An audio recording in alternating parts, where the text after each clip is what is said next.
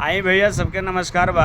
आज से 40-45 साल पहिले खाए के, पिए के, पहने के, ओढ़े के हर चीज़ के बहुत दुख रहे। सबके जिये हर चीज़ ना रहे। तो वही टोन पर एगो वीडियो बनाओ तनी, रउआ लोग कमेंट में बताई कैसन बा।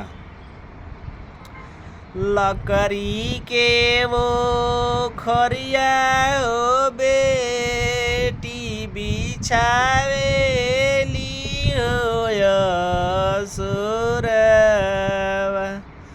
धान के पुअरवा हो बेटी लगावेली हो सिरहानावा,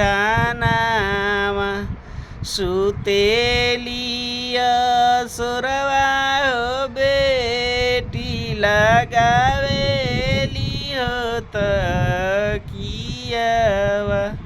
होते पाराती हो बेटी बहारेली हो असुरवा, बहारेली असुरवा हो बेटी बहारेली हो दुआरावा,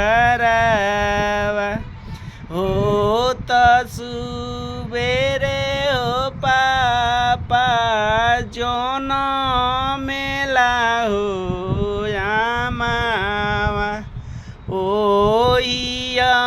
मोलिया तर हो पापा आवेले हो बरतिया,